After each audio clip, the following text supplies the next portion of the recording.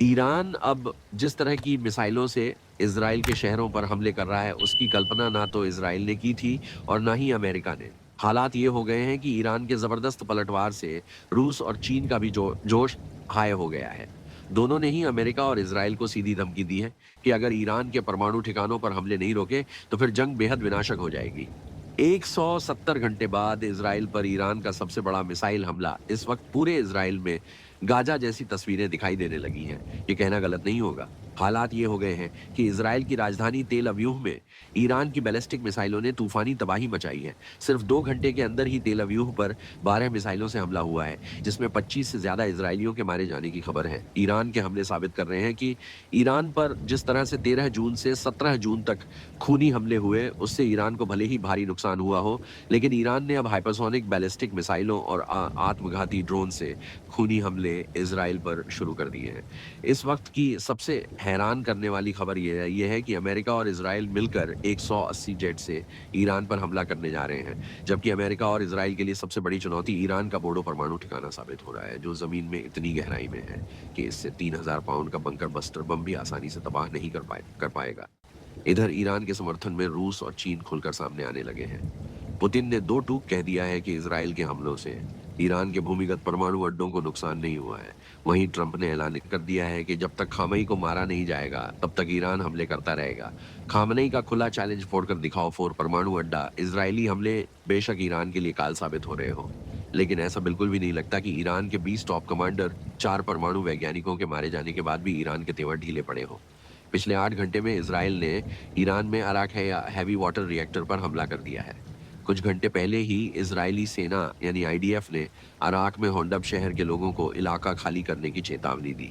अराक में ईरानी heavy water reactor है, जो कि फैसिलिटी ईरान के न्यूक्लियर प्रोग्राम का एक अहम हिस्सा है। इसके साथ ही साथ अराक में बड़े पैमाने पर हथियारों का उत्पादन होता है, जिसे इजराइल ने 40 जेट के हमले से तबाह करने की कोशिश की है। अभी तक ईरान के नतता परमाणु ठिकानों को तबाह करने का दावा किया गया, लेकिन इधर अचानक ईरान के समर्थन में रूस और चीन ने बयान देना शुरू कर दिया है।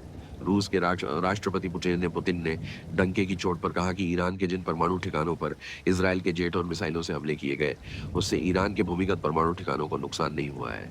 यानी रूसी राष्ट्रपति पुतिन ने अपने बयान से पूरी दुनिया को बता दिया कि ईरान के भूमिगत परमाणु ठिकाने पूरी तरह से सुरक्षित हैं और इजराइल के हमले नाकाम साबित हुए हैं। और यही वजह है कि राष्ट्रपति ट्रंप ईरान पर हमला करने से पहले 100 बार सोच रहे हैं। ट्रंप ने ईरान पर हमला करने के प्लान को मंजूरी तो दे दी है, लेकिन उन्हें यकीन नहीं हो रहा कि अमेरिका और इजराइल मिलकर ईरान के बोर्डो परमाणु ठिकाने को तबाह कर पाएंगे, जो पहाड़ों के बीच में जमीन से सैकड़ों मीटर नीचे मौजूद है। अमेरिका को लगता है कि 3000 पाउंड का बंकर बस्टर बम भी ईरान के भूमिगत पोडो परमाणु ठिकानों को तबाह नहीं कर पाएगा। एक रिपोर्ट के मुताबिक, एक सीओस की रिपोर्ट में कहा गया कि अमेरिकी राष्ट्रपति डोनाल्ड ट्रंप ने अपने सैन्य सलाहकारों से पूछा है कि क्या 3000 पाउंड के बम ईरान के फोर्डो परमाणु संयंत्र को नष्ट कर सकते हैं। बंकर बस्टर बम, जिन्हें मैसिव ऑर्डिनेंस पेनिट्रेटर के नाम से भी जाना जाता है, अमेरिकी शस्त्रागार में मौजूद हैं, लेकिन इजराइल के पास बमों को तैनात करने के लिए आवश्यक हथियार या बम वर्षक नहीं है। ऑर्डो को इतनी गहराई पर जमीन के अंदर दफनाया गया है कि माना जाता है कि यह इजरायली हवाई हथियारों की पहुंच से बाहर है। पेंटागन के अधिकारियों ने ट्रंप को बताया, उनका मानना है कि बम बोर्डों के खिलाफ काम कर सकते हैं।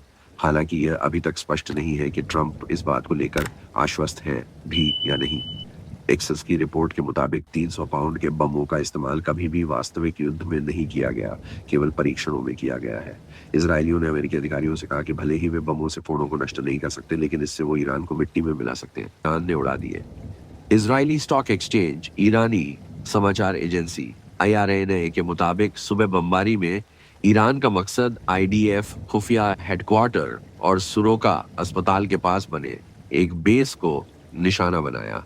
इसीलिए इजराइल के सुरका अस्पताल पर ईरान ने हमला किया है। ईरान ने सेंट्रल इजराइल में स्थित स्टॉक एक्सचेंज बिल्डिंग पर भी मिसाइल हमला किया। अरब मीडिया के मुताबिक इसमें बिल्डिंग को काफी नुकसान पहुंचा है। ईरान ने जवाब में इजराइल के 4 शहरों तेलवी, बिरशेबा, रमसगढ़ और होलोन पर 30 मिसाइलें दाग दी। इजरायली मीडिया रिपोर्ट्स के मुताबिक 7 मिसाइलों को इजरायली डिफेंस सिस्टम रोकने में नाकाम रहा है। ईरान के हमलों में 176 लोग घायल हुए हैं। 6 लोगों की हालत गंभीर बनी हुई है।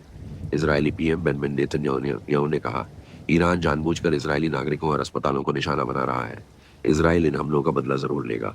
ईरान और इसराइल के बीच जंग 7वें दिन में पहुंच चुकी है और अब तक इसराइल के 25 लोग मारे जा चुके हैं। वहीं वॉशिंगटन स्थित एक ह्यूमन राइट्स ग्रुप ने दावा किया कि ईरान में मौत का आंकड़ा अब तक 639 हो चुका है और 1329 लोग इसमें घायल हुए हैं। इधर ईरान और इसराइल की भीषण जंग ने दुनिया को बांटना शुरू कर दिया है।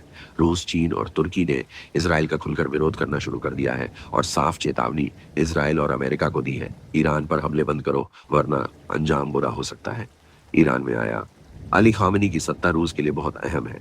एक्सपर्ट्स बताते हैं कि ईरान की बर्बादी रूसी राष्ट्रपति व्लादिमीर पुतिन के लिए न सिर्फ सामरिक झटका होगी बल्कि उनकी इज्जत पर एक बदनुमा दाग भी लगा देगी।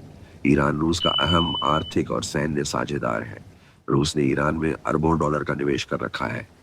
खामने की सत्ता रूस को मध्य पूर्व में एक विश्वसनीय आधार प्रदान करती है। अमेरिका और उसके सहयोगियों के खिलाफ दोनों ने साझा मोर्चा बना रखा है। खामने का शासन रूस की भू राजनीतिक और आर्थिक राजनीति का एक महत्वपूर्ण हिस्सा है। ईरान का अगर पतन होता है तो रूस के लिए यह सीरिया से भी बड़ा झटका होगा। इधर ईरान के परमाणु बम पर हैरान करने वाला एक दावा अंतर्राष्ट्रीय परमाणु ऊर्जा एजेंसी ने कर दिया है। अंतर्राष्ट्रीय परमाणु ऊर्जा एजेंसी यानी आईएईए ने 19 जून को कहा कि ईरान परमाणु हथियार बनाने की कोशिश कर रहा है, इसका कोई सबूत नहीं मिला है। आईएईए के डायरेक्टर राफेल ग्रासी ने भी अलजीरा को इंटरव्यू में ये ताजे दावे किए हैं। ऐसे हालात में सवाल ये उठता है तो फिर अमेरिका की शय पर इजराइल ईरान पर खूनी हमले आखिर क्यों कर रहा है? इधर रूस ने ईरान और इजराइल जंग में अमेरिका की दखल अंदाजी को लेकर चेतावनी दे दी है। रूसी समाचार एजेंसी इंटरफैक्स के मुताबिक क्रेमलिन के प्रवक्ता दिमित्री पेस्को ने कहा है कि अगर अमेरिका ईरान और इजराइल के बीच चल रहे संघर्ष में दखल देता है तो इससे हालात और ज्यादा बिगड़ सकते हैं और तनाव खतरनाक स्तर पर पहुंच सकता है। इधर ईरानी हमलों से तिलमिलाए इजराइल के रक्षा मंत्री इजराइल काट्स ने भी ईरान के सुप्रीम लीडर को मॉडर्न हिटलर करार दिया है। काट्स ने कहा अब उसका अस्तित्व नहीं रह सकता। इजरायली सेना का लक्ष्य है कि वह इंसान अब बचना नहीं चाहिए, उसका अस्तित्व खत्म होना चाहिए। जैस ने कहा खामनेई जैसे तानाशाह जो ईरान जैसे देश का नेतृत्व करते हैं और जिन्होंने इजराइल के विनाश को अपना लक्ष्य बना लिया है, उसे इजराइल को खत्म करने के इस भयानक लक्ष्य को जारी रखने या पूरा होने की अनुमति नहीं दी जा सकती। जानकारों के दावों के मुताबिक अगर ईरान के सुप्रीम लीडर गामनी को इजराइल और अमेरिका मिलकर जान से मार देते हैं तो इससे पूरे मिडिल ईस्ट में भयंकर तबाही वाला युद्ध शुरू हो जाएगा जिसे ना तो रूस रोक पाएगा और ना ही अमेरिका।